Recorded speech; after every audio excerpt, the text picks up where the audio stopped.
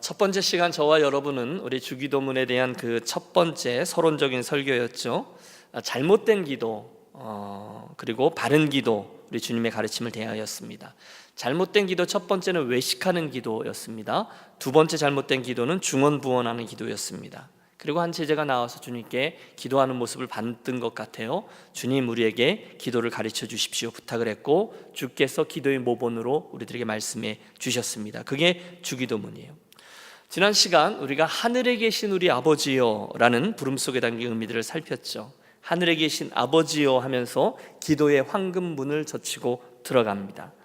그분 은혜의 보좌 앞으로 쑥 들어가는 거죠. 그때 저와 여러분이 부르는 그분의 이름은 근엄하고 무서운, 그래서 항상 아버지, 그래도 뭔가 어려운 그런 의미의 아버지라는 호칭이 아니라 너무너무 사랑하는 아빠에게 철부지 아이들이 믿음과 기대를 가지고 나아가 아빠 이렇게 부르는 그런 호칭에서의 아버지였습니다. 그분은 우리를 지으신 아버지시고 우리를 구원해 주신 아버지시고 또 오늘도 우리의 삶을 섭리하시고 보호하시는 아빠, 그러니까 아버지셨어요. 또 그 앞에 붙은 수식어가 있죠. 하늘에 계신, 이런 것은 저 위에 있는 파란색의 하늘이라는 의미가 아니라 어디나 계신 분, 그리고 누구에게나 아버지이신 분, 또 우리 모두, 다시 말하면 우리 교회 가족들의 공동체의 아버지가 되시는 분이십니다. 그런 의미가 담긴 하늘에 계신 우리 아버지요, 그분의 이름을 부르며 너희의 기도를 시작하라는 거예요. 여러분, 그래서 우리가 들어왔어요. 우리가 어디에 서 있는지를 잘 보십시오. 우리는 그 엄청난 사랑으로 저와 여러분의 우리들의 존재와 또 믿음과 이 모든 것들의 근거가 되시는 하나님 앞에 아들과 딸이 되어 서 있는 겁니다. 그리고 서서히 우리의 입을 뗍니다. 그 다음은 뭐죠? 오늘의 말씀이죠. 이름이 거룩히 여김을 받으시오며입니다. 한번 해보시죠. 이름이 거룩히 여김을 받으시오며.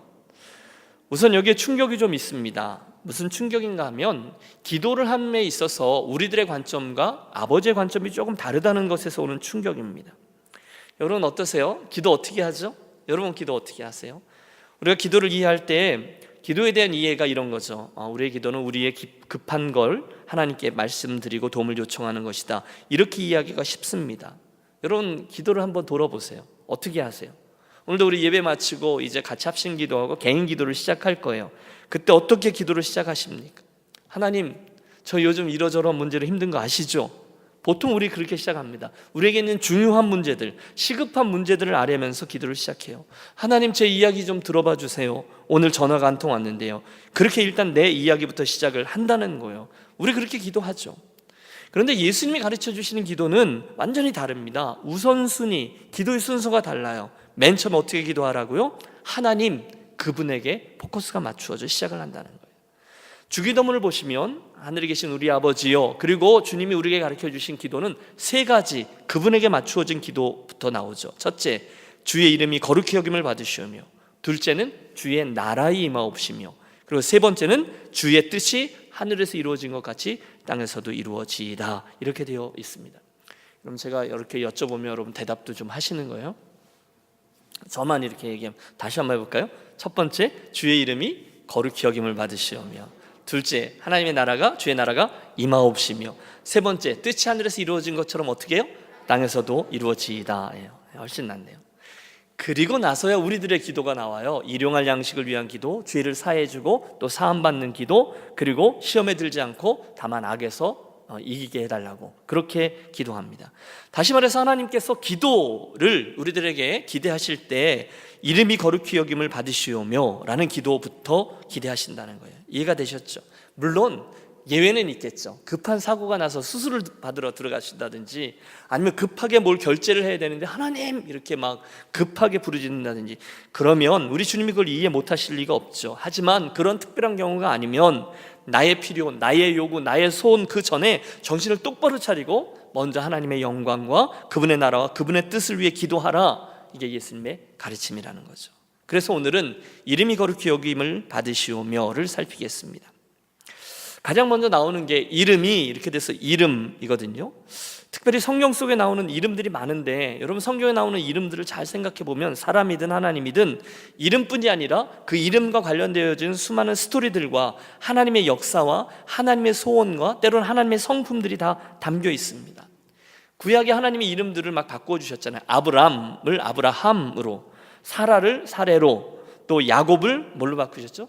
이스라엘로. 이렇게 바꾸실 때 엄청난 신앙적인 또 영적인 의미들을 담아주셨어요. 여러분, 신약에도 시몬이라는 이름이 흔들리는 모래거든요. 그런데 주님이 그를 붙드시면서 맨 처음에 내가 너를 뭐라 하리라? 게바라 하리라, 이제 베드로라 하리라 라고 하셨어요. 왜? 앞으로 그렇게 너를 반석과 같이 세우리라라는 의지를 그 이름에 담아 주신 거예요. 하나님은 저와 여러분의 이름을 주실 때 큰 관심을 갖고 계세요. 그런데 이런 맥락에서 하나님은 당신 자신의 이름도 무척 귀중히 여기시죠. 그래서 하나님은 당신의 백성들을 만나는 중요한 순간순간마다 당신의 성품과 속성을 잘 드러내는 당신의 이름을 계시하곤 하셨습니다. 전에 우리가 주일낮에 하나님의 이름 시리즈 설교했던 거 기억하세요? 뭘 여쭈면 대답을 좀 잘해 주셔야 기억하시죠? 네. 그때 그 부분을 집중적으로 다루었어요. 여러분 얼마나 기억하시는지 보죠. 엘로힘, 전능하신 하나님, 엘로이, 보고 계신 하나님, 엘 엘리온, 지극히 높으신 하나님. 앞에 건 말 안 하고 하나님만 얘기하고 계시죠? 네. 엘 샤다이, 풍성하신 하나님. 여기는 알 거예요. 여호와 이레, 예비하신 하나님, 여호와 니시, 승리케 하신 하나님, 여호와 라파, 치료하신 하나님, 여호와 샬롬, 평강을 주신 하나님. 이건요, 아도나이, 주 되신 하나님, 여호와 체바오트, 만군의 하나님, 여호와 라, 목자이신 하나님, 여호와 메카티 슈켐, 거룩하게 하신 하나님. 이제 거의 대답도 안 하시죠? 여호와 삼마, 거기 계시는 하나님. 감사합니다. 거의 다 잊어주셔서 내년에 다시 한 번 더 그 설교를 해도 뭐 될 것 같습니다.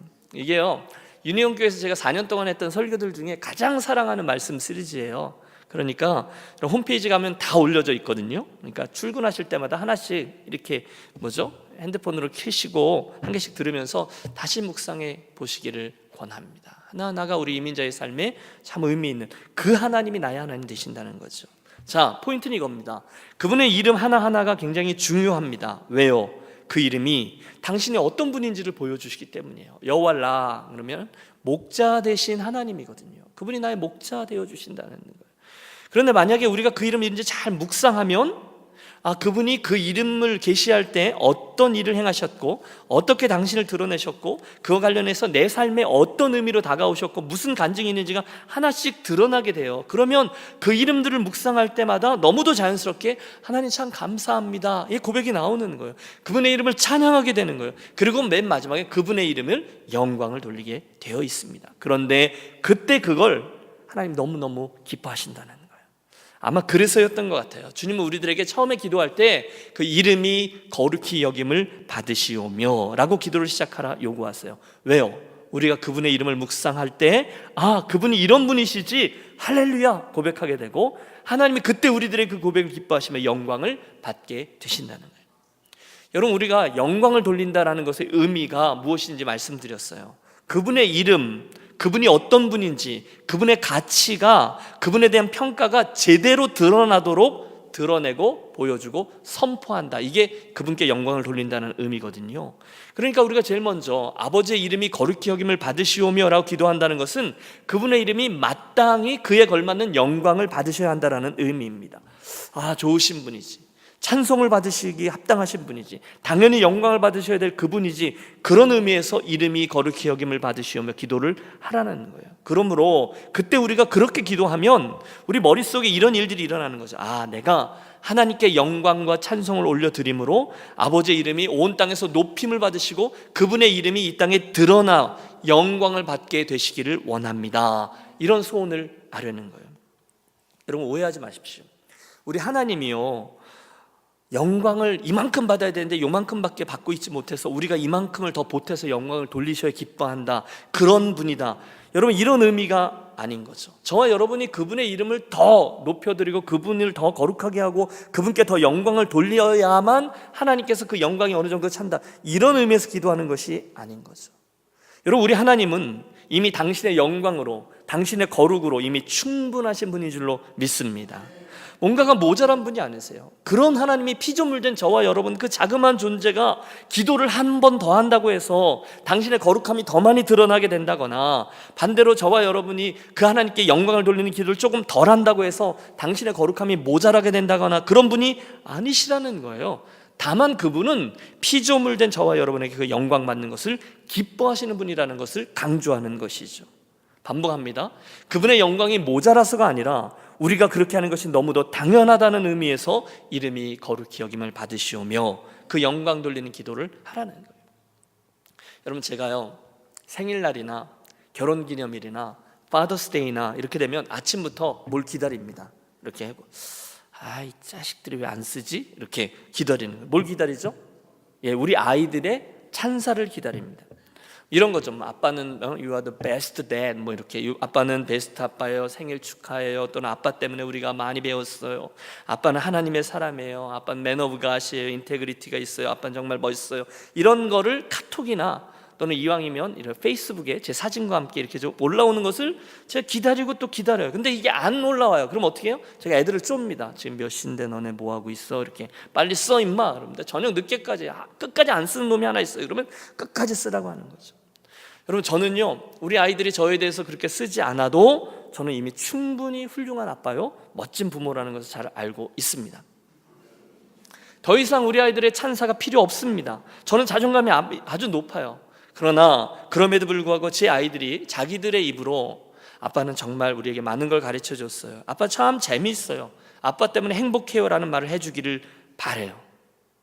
여러분, 이게 딱 맞는 예는 아니겠죠? 어디 제가 하나님 아버지에게 저의 아빠됨을 비하겠습니까? 그분은 누구에게도 비교당할 수 없을 만큼 영광스럽고 거룩하시고 완벽하신 아버지신데, 그분도 이름이 거룩히 여김을 받으시오며 그 영광을 돌리는 기도를 그만큼 기뻐하신다는 거예요.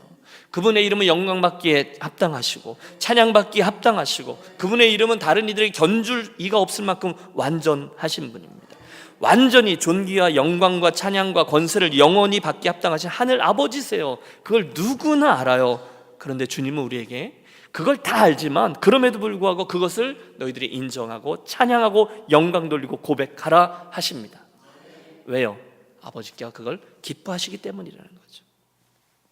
여러분, 우리 하나님께서 그렇게 우리들로 하여금 그 영광을 취하는 것을 얼마나 중시하시고 또 기뻐하시고, 또는 그렇지 못하면 화를 내시는 분인지를 기억하세요. 하나님은 그게 안 되면 노하세요. 성경에 여러 가지 예가 나오지만 내가 나의 영광, 마땅히 내가 취해야 될 영광을 빼앗기지 아니하리라는 것을 강하게 보여준 사건이 하나 있죠. 출애굽 시기에 모세와 관련된 그 신광야에서 해프닝입니다. 기억하십니까? 힘들게 이스라엘 백성들을 이끌고 광야로 나왔잖아요. 그런데 기적을 맛보고 며칠 지나지 않았는데 마실 물이 없는 거예요.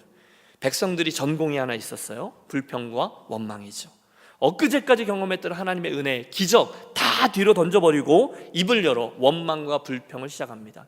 이 세상에 제일 듣기 싫은 이야기, 당신 때문에, 누구 때문에, 우리가 거기 있었으면 잘 살고 있었는데 왜 다 여기까지 끌고 나왔어? 모세, 너 때문에 우리가 다 죽게 되었어. 차라리 애굽에 있을 때가 좋았지. 너 때문이야.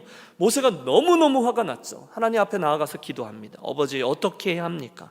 그때 하나님 말씀하시죠. 아론과 함께 백성 앞에 서서 반석에게 명하여 물을 내게 하라.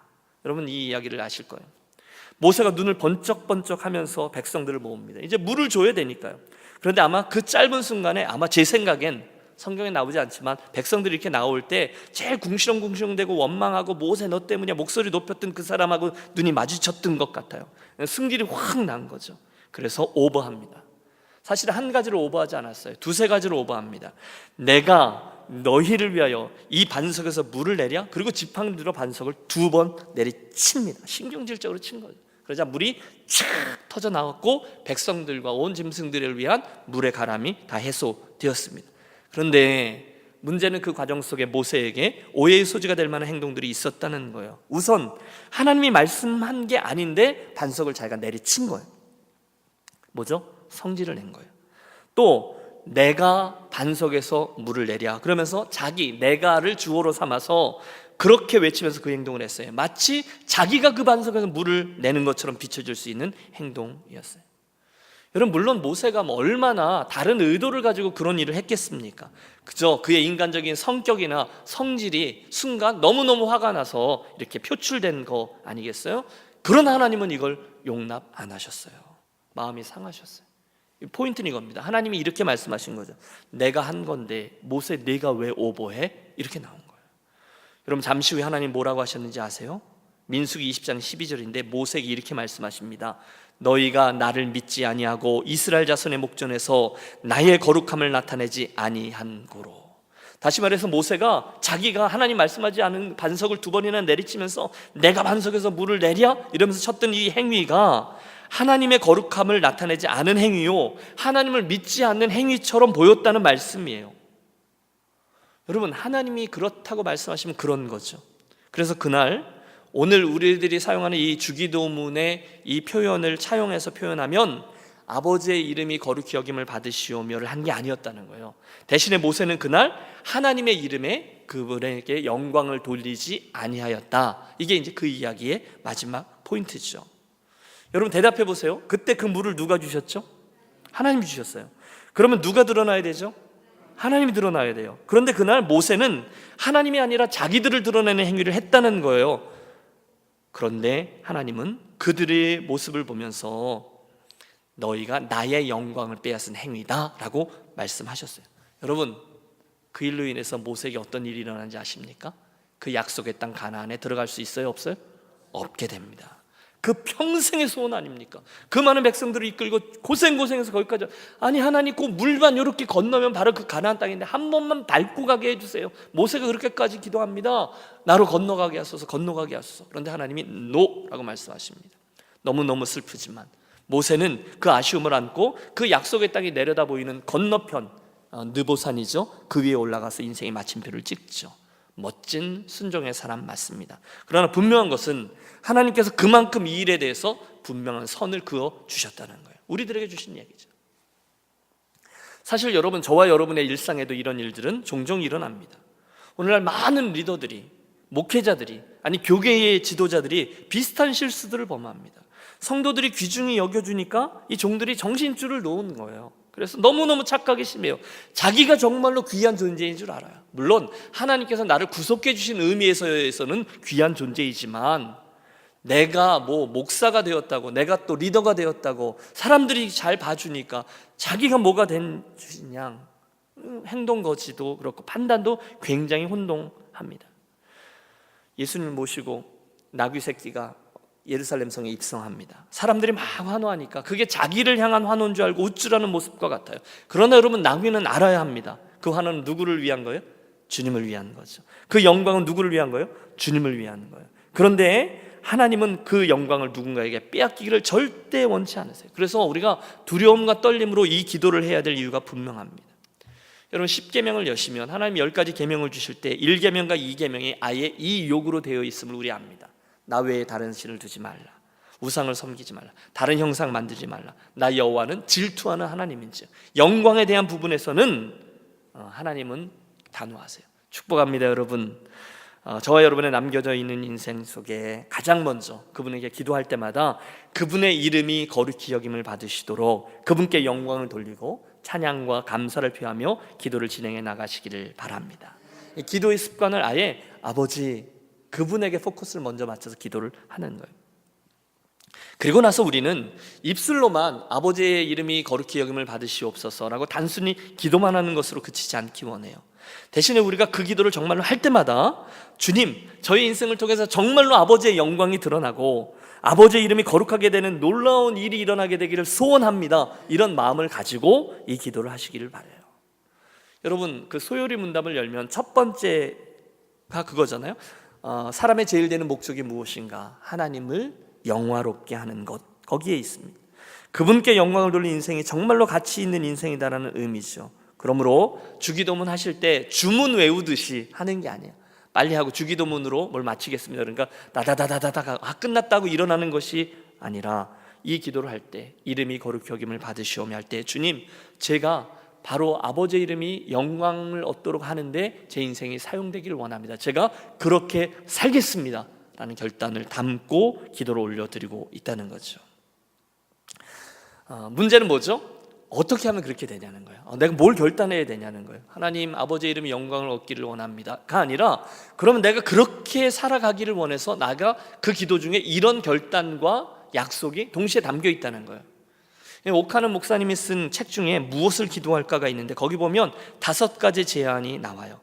우리가 주기도문으로 기도할 때 이 5가지의 약속과 결단이 함께 이 기도문 속에 담긴다는 것을 기억하라는 거예요. 첫째, 그 결단은 하나님을 내가 더 알기 위한 노력을 아끼지 않겠다라는 약속과 결단입니다. 하나님을 더 잘 알게 되면, 여러분 어떻게 생각하세요? 그분께 더 영광 돌리는 삶을 잘 살아가려면 당연히 그분을 더 많이 알게 되고 더 많이 체험해야 되지 않겠습니까? 하나님이 어떤 분이신지, 여러분 우리가 하나님의 이름 시리즈 공부했던 이유가 바로 그거죠. 하나님이 어떤 분인지를 알려고 그러는 거죠. 무엇을 좋아하시는 분인지를 알게 하는 거죠. 말씀을 통해, 기도를 통해, 묵상을 통해 그분을 더 많이 알아가겠습니다라는 결단이 이 기도문 속에 담겨 있다는 거죠. 둘째, 주기도문을 할 때 우리의 결단은요, 하나님을 항상 내 마음에 모시고 살겠다는 약속과 결단이 있어야 합니다. 그분과 더 깊이 교제한다는 거예요. 여러분, 주님이 내 마음속에 늘 담겨 있으면 우리는 그분과 깊이 교제하기 때문에 그분께 영광을 더 잘 돌려드릴 수 있을 줄로 믿습니다. 왜죠? 그분이 어떤 분인지를 아는 거예요. 그분이 뭘 원하는지를 아는 거예요. 다윗이 그랬던 사람이에요. 내가 여호와를 항상 내 앞에 모심이요 그가 내 우편에 계심으로 내가 요동치 아니하리로다. 이러므로 내 마음이 기쁘고 내 영광도 즐거워하며 내 육체도 안전히 거하리니. 그는 하나님과 깊은 교제 가운데 살았기 때문에 하나님과 친구가 되었고 그분께 영광을 돌리는 인생을 살 수 있게 되었다는 거예요. 여러분, 하나님께 영광을 돌리는 인생 살기를 원하시죠? 그렇다면 날마다 그분과 더 깊이 교제하는 인생을 살아가시기를 권합니다. 그걸 결단하며 기도하는 거예요. 제가요, 이번 주에 어떤 가정과 점심 식사를 하게 됐어요. 근데 남편 되시는 분이 이번에 성지학습 여행 같이 갔다 온 다음에 성경하고 사랑에 빠졌다는 거예요. 그래갖고 집에 오면 맨날 성경책을 붙잡고 계신대요.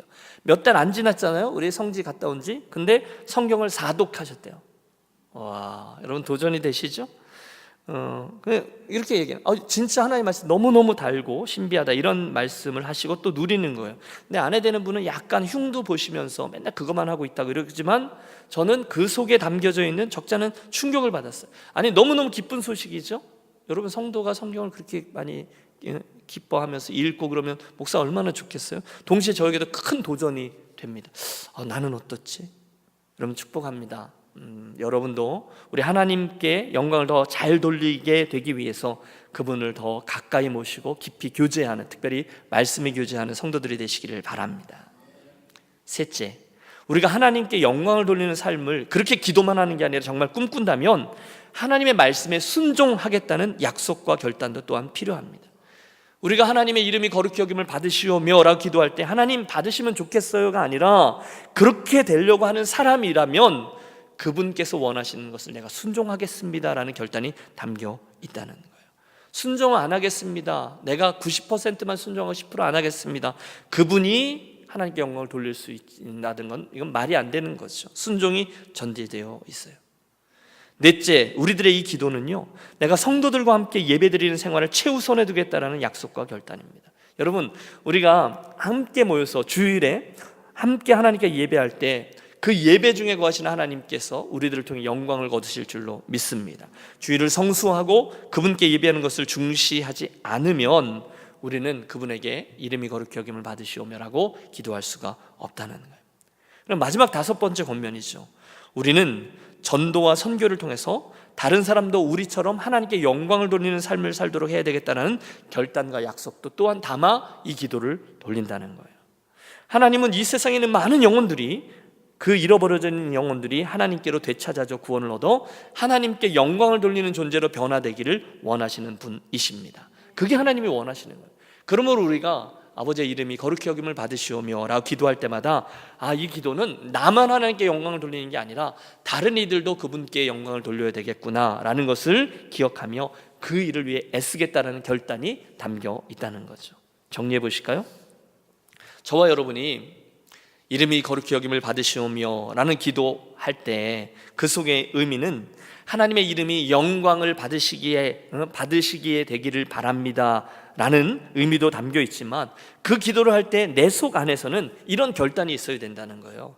첫째, 하나님을 더 많이 아는 데 힘쓰겠습니다.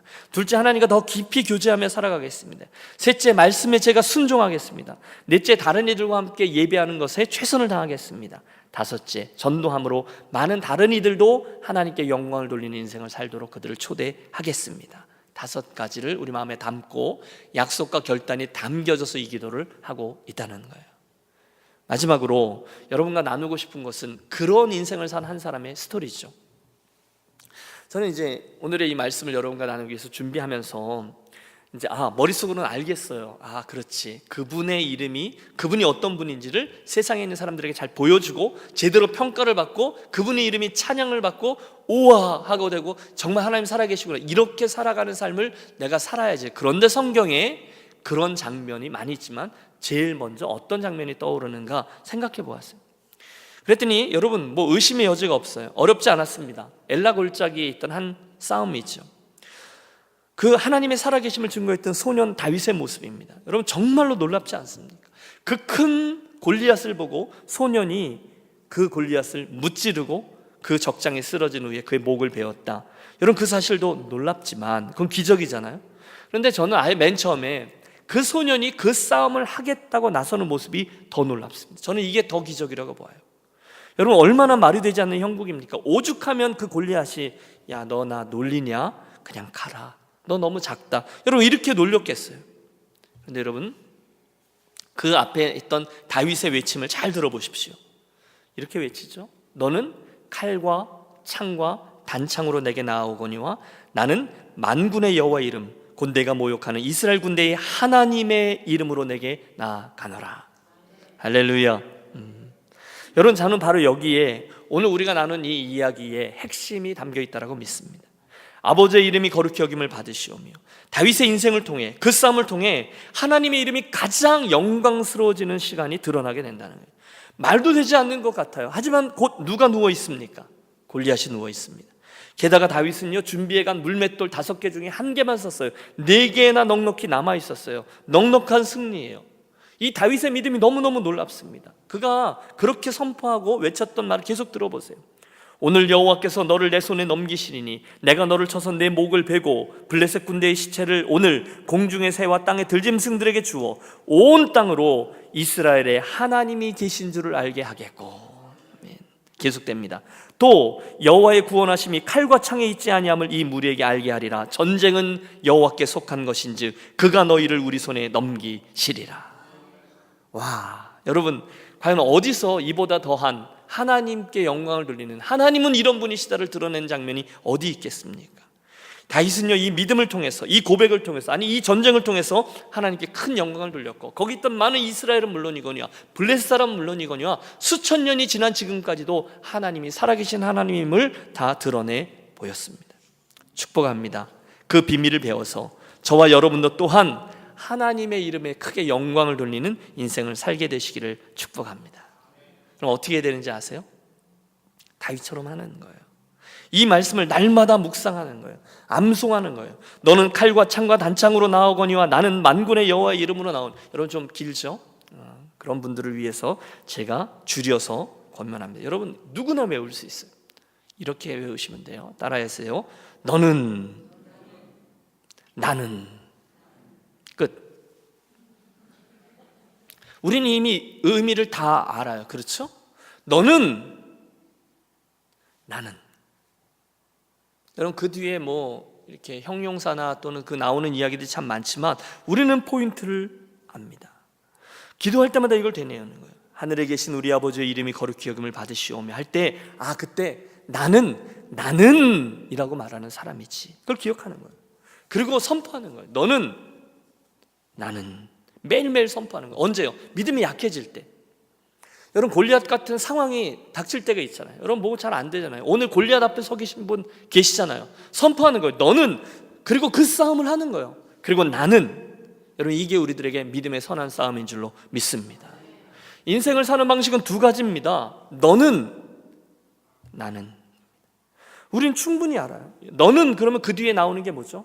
나는 뭐 하버드 나왔고, 또 너는 뭐 돈 많이 가졌고, 너는 좋은 집에 살고, 너는 큰 차 타고, 너는 직장 큰 거 있고, 너는 사람들에게 하고, 너는 뭐 젊은 친구, 너는 예쁘고, 뭐 이게 너는이에요. 그러나 나는 고백하는 이들은 그런 것들이 아니에요. 만군의 하나님 여호와의 이름을 붙든 사람입니다. 그것을 정말로 믿으면 그 사람들은 기적을 맛보게 되는 거예요. 그 골리앗이 뭐가 문제겠어요? 그리고 그 기적을 맛볼 때 어떤 일이 일어나요? 이름이 거룩히 여김을 받으시오며의 사건이 일어나는 거죠. 여러분 모두 다 저와 여러분 그렇게 살아가는 분들이 되시기를 바랍니다. 하나님께 영광을 돌리는 삶. 오늘 설교에서는 이 두 가지를 기억하십시오. 너는, 그리고 나는. 학교 가서도 여러분 그 일부터 고백하십시오. 너는, 그러나 나는. 여러분 일터에서도 그걸 고백하십시오. 너는, 나는. 경쟁자 앞에서도 그것을 고백하십시오. 너는, 나는. 그러나 너는, 나는만 기억하는 게 아니죠. 칼과 창과 단창 이런 게 아니라 나는 뭐예요? 만군의 하나님 여호와의 이름으로 나아간다. 나는 그 믿음으로 산다. 그런 이들을 하나님이 주목하시고 반드시 그 이름이 거룩히 여김을 받으시오며 인생을 살게 해줄 줄로 믿습니다. 이 시간 교훈을 함께 붙들겠습니다. 이름이 거룩히 여김을 받으시오며, 하나님, 제가 주기도문 주님께서 가르쳐주신 기도를 할 때 단순히 이것을 암송해서 기도만 하는 이가 아니라 정말로 기도한 대로 살아가고 그 기도가 내 삶의 현실이 되어지는 인생 되기를 소원합니다. 아버지, 제 인생을 통해서 아버지의 이름이 거룩하게, 아버지의 그 놀라우신 이름이 그 이름에 합당한 영광을 받으실 수 있을 만큼 그것을 드러내는 제 인생 살아가게 해 주옵소서. 아버지, 제가 이 기도를 올려드릴 때마다 아버지 제 안에 그런 새로운 결단이 담기게 해 주옵소서. 아버지께 영광을 돌리는 인생, 또 이를 위해 하나님을 더 깊이 알기 위해서 힘쓰고 하나님과 깊이 교제하고 말씀대로 순종하고 예배함으로 하나님께 영광을 돌리고 다른 이들을 그 주님께로 이렇게 인도하는 그런 노력을 하면서, 그리고 이렇게 기도만 하는 것이 아니라 날마다 너는과 나는을 선포하는, 그렇게 살아감으로 이름이 거룩히 여김을 받으시오며 나를 통해 아버지의 이름이 영광스럽게 되어지기를, 그런 다윗과 같은 인생을 살아가게 되시기를 우리 주 예수 그리스도의 이름으로 축원합니다.